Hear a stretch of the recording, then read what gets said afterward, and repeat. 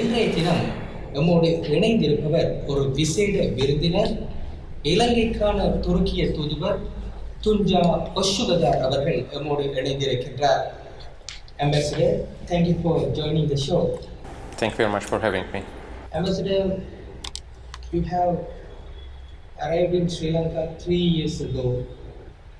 Now, after 3 years in Sri Lanka, you have experienced so many things. What is your impression about Sri Lanka?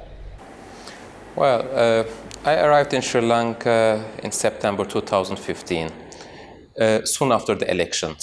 That was the time when changes happened in Sri Lanka. A new president, a new government, new hopes and new expectations. Since then, we have been following the actions of the new government. As the Honorable Prime Minister said, although a lot of things have been achieved, I believe there is still room for improvement. In the field of human rights, freedom of speech and rule of law, definitely certain steps have been taken. But for the economic development, public welfare, fight against corruption and fight against nepotism, there is room for improvement. Ambassador, Turkey is a secular country and Sri Lanka is in the middle of a constitution-making process. As an ambassador from a secular country, what are your suggestions for Sri Lanka? In English, the word secularism is used to refer to two styles of secularism. One is the Anglo-Saxon, the US style of secularism, which was inspired by the American Revolution. The other one is the French style of secularism, or laïcité in French, which is inspired by the French Revolution. That is why you can easily mix up the concept of secularism if you don't know the difference between these two styles. So let me first talk about the differences between these two styles of secularism and answer your question. Secularism in the political area refers to the freedom of state to act without interference from any religious authority. In other words, secularism is the neutrality of the state in regard to religion. The French model of laïcité envisages separation between politics and religion in the name of progress. The founding fathers of Turkey asserted that the conservative interpretation of religion was an obstacle to progress, and therefore they incorporated the French laïcité, which allowed no rule for religious rules in the public life. This meant that religion in modern Turkey, as in post-revolution France, had to become part of private life. A key difference between the US and the French styles is how the religious institutions and the state interact. In the US secularism, the religious institutions and the people are aligned against the state. In the French secularism, the state and the people are aligned against the religious institutions. In the US style, the state keeps religions at the same distance. And in the French secularism, the state protects individuals and the society from the exploitation of religion. In Turkey, we follow the French style of secularism. In other words, we follow laïcité. As an ambassador of a secular country, I can say that secularism has been a major achievement of Turkey. It has been in our constitution since 1937. That means we incorporated secularism in our constitution 81 years ago. Turkey achieved a lot of things in the last 81 years thanks to the secularism. Secularism does not mean that people should give up their religion or beliefs. On the contrary, it gives every citizen the freedom to exercise their beliefs or not to exercise anything at all if they don't want to. The way how we understand secularism is that in the jurisdiction, legislation, and in the administration, we are not observing any religious rule. On top of it, there's also the Indian concept of secularism, which finds its cornerstone in the idea of unity in diversity. The Indian concept of secularism advocates a non-sectarian attitude towards religion. It encourages the progress of the dialogue and interdependence among faiths. In other words, religious pluralism and religious tolerance became the bedrock of the Indian concept of secularism. Indian secularism advocates a form of neutrality and a non-preferentialism in regard different religions. In this context, religious minorities can best be protected by a democratic state that ensures religious tolerance. However, I am not in the position to recommend to Sri Lanka whether to become a secular state or not. It is up to the people and the leaders of Sri Lanka. All I can say is to look at the development path, democracy, rule of law, and economic welfare of secular countries and compare them with non-secular states. Then you can decide which system is better suited to Sri Lanka. Ambassador, during your 3-year stay here in Sri Lanka, you have witnessed several religious tensions in this country. How do you see Sri Lanka today?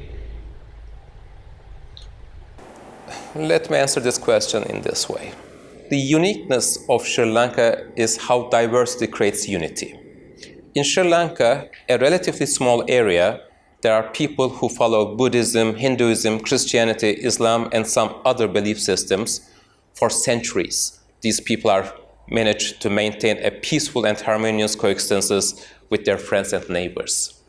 This shows that the individuals respect the belief systems of their friends or neighbors, and they have no problem with it. This is an important achievement, I must say. Therefore, I believe that these recent religious tensions were mostly or solely politically motivated. I don't think that any Buddhist Sri Lankan is having hostile feelings towards their Muslim neighbors.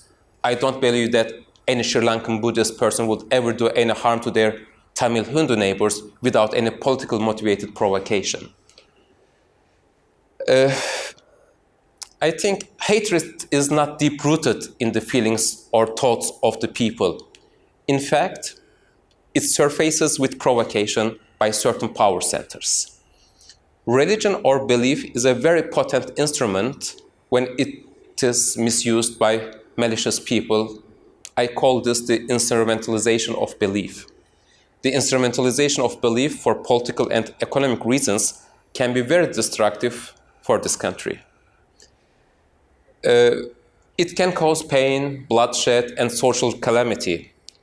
That is why responsible leaders of this country should be very aware of this danger. Sri Lanka lost almost 3 decades because of separatist terrorism based on ethnic divisions. Sri Lanka cannot afford any new unrest based on religious division. Ambassador, I would like to ask you that with regard to the Sri Lankan-Turkish relationship, now several nations, top nations, are competing each other for geopolitical interest in this region. How does Turkey see Sri Lanka? We are having close relations in political, economic, and people-to-people spheres. Government-to-government ties between our two countries have been very cordial. Thanks to the excellent diplomatic relations that we have between our countries, Turkey and Sri Lanka have continuously supported each other's candidatures at the international organizations. And when it comes to trade relations, there is room for improvement. In 2017, the bilateral trade volume between Turkey and Sri Lanka stood at $318 million. Turkey has been a leading buyer of Ceylon tea for consecutive years, and in 2017, Turkey was the biggest buyer of Ceylon tea. To further develop trade relations, our embassy is supporting Sri Lankan companies to take part in trade fairs and other B2B meetings in Turkey. Within this framework, we're running a program called the VIP Buyers Mission, and we offer to fund potential Sri Lankan businessmen to visit Turkey and take part in trade fairs and meetings. The Turkish government sponsors the visit, including the airfare and accommodation, either fully or partially. We also continuously liaise with leading business chambers in Sri Lanka and institutes such as the ADB and the BOI to facilitate engagement between Turkish companies and Sri Lankan companies. We're also trying to get more Turkish products into the Sri Lankan market. Turkish exports items are comparably reasonably priced with European quality and standards. That makes Turkish export items unique. You may also see a variety of Turkish products ranging from electrical appliances, biscuits to baby diapers in supermarkets. Turkish furniture is getting more and more popular in Sri Lanka. Also, when it comes to construction, Turkey is active in Sri Lanka.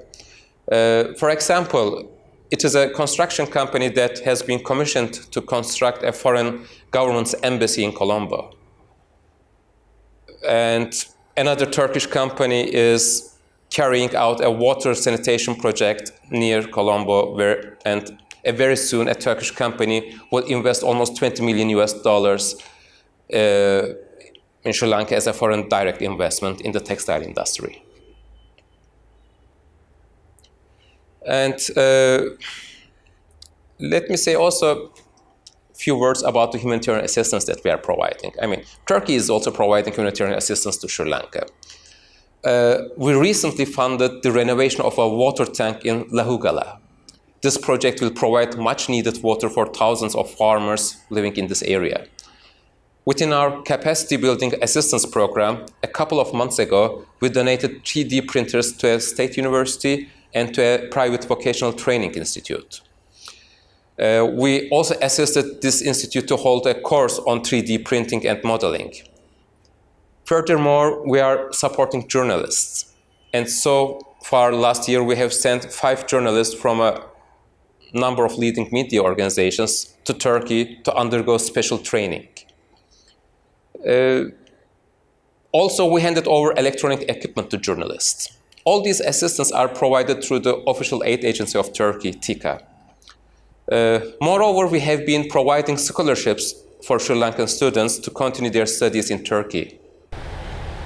Ambassador, a few years ago, Turkey experienced a coup attempt to overthrow the government. Now we have seen that your government took some steps, and in the post-coup attempt era, what are the lessons that other countries can learn from your own country?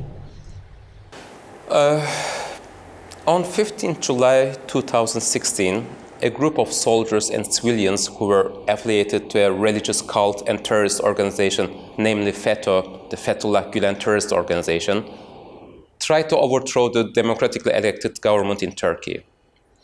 Their leader, Fethullah Gülen, who is still living in Pennsylvania, USA, in self-exile, was the mastermind behind the coup attempt.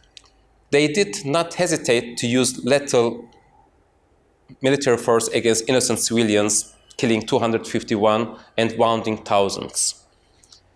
The 2-year-long investigations and judicial process on the events of 16th July have produced countless crucial evidences. Most recent findings illustrate that even on the night of 15th July, the plotters were in direct communication with the FETÖ leadership. However, to judge the deeds of this man and his organization only with that transpired on 15th July would be a mistake. The crimes committed on the night of July 15 can be considered as only the tip of the iceberg. To understand Fethullah Gülen and FETÖ, we will need to look at their actions and the resulting trauma that Turkish nation experienced. It all started under the guise of the charitable education effort. I would like to emphasize this aspect because that is exactly what this organization is up to in many countries. Unfortunately, we could not decipher their darker underbelly earlier. They disguised themselves as a benign education movement and started the campaign of establishing schools in Turkey and later around the world. But we now understand that this was the first step of an infiltration campaign where kids and their parents were recruited with the seemingly innocent promise of a better education and a good job. These kids were put through schools with academic and financial help and were subjected to heavy hand of indoctrination. They turned into unquestioned foot soldiers of Fethullah Gülen. They were provided with the answers to entrance exams for prominent schools and later for prestigious government jobs. They were ordered to stay hidden and to infiltrate state institutions. They were told that to achieve their main goal of capturing the state, they could eschew all ethical, religious, or personal beliefs. Their handlers kept their indoctrination up to date and passed on the instructions of their leader. As civil servants or military personnel, their loyalty was not to the nation or not to the state they served. They did not care about the upholding the constitution or the legal system of the country. The crime syndicate behind all this designed and ran an integrated system that took care of recruitment through schools and private tuition classes. Financing was taken care of by holding companies and donations from business people. The organization established media houses to shape the public opinion for and against many persons, groups, or ideas. Many persons in Turkey who saw the organization for what it really was were lynched by these media houses.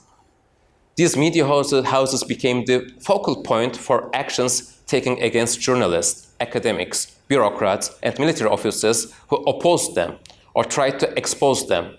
They were lynched and purged. As the organization grew stronger and became more affluent, it started meddling in business transactions and government tender processes.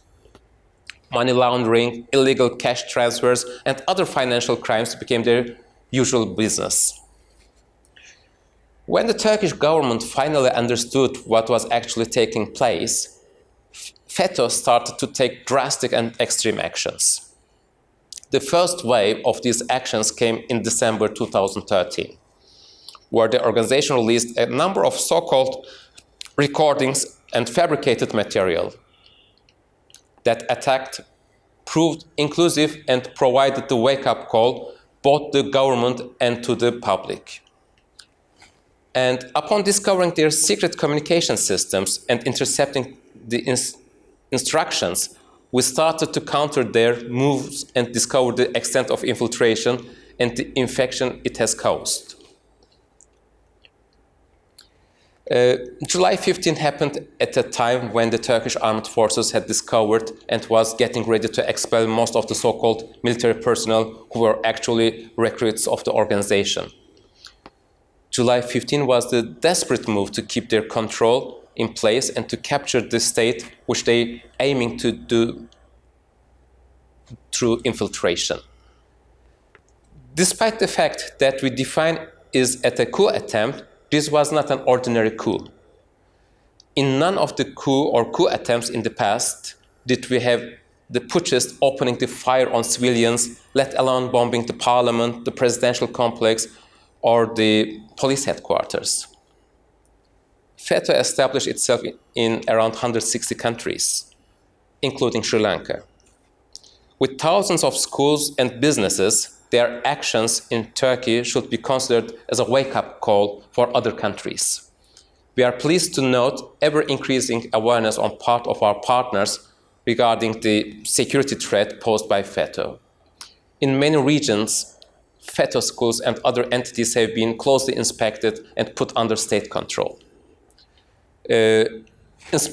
Investigations into FETÖ structures and FETÖ operatives are underway in many countries. Global crime apparatus of this organization is shrinking. Ambassador, last year, towards the later part of last year, Sri Lanka experienced an internal political crisis. Do you have any message regarding that crisis, and what would you like to say about it? A crisis is like an iceberg. When you are studying a crisis, you should not look only to the tip of the iceberg. You should also look into the deep reasons behind it. If you are evaluating just the results, you may come up with the wrong conclusions. I don't want to go into the details. It is important to take preventive action before a crisis occurs. Anyway, I am glad that it ended in a peaceful and democratic way within the framework of rule of law. But to prevent these type of political crises from happening again, I think empathy, dialogue, and mutual understanding are important. Ambassador, we are coming towards the last part of the show, and I would like to ask you, if Sri Lanka wants to be a successful nation in the future, what are the steps Sri Lanka should take to move forward? First, I shall define what is a successful nation. A successful nation is a nation that ends poverty and hunger, provides good health services and welfare to its people, offers quality education, achieves gender equality, provides access to clean water, sanitation, and to affordable and clean energy, creates employment opportunities and has economic growth, has proper industry, innovation, and infrastructure, reduces inequalities, creates sustainable cities and communities, takes necessary steps for responsible production and consumption, raises awareness on climate change, take an interest in life on land and below water, and remains committed to peace, justice, and strong institutions. Those are the criteria for a successful nation.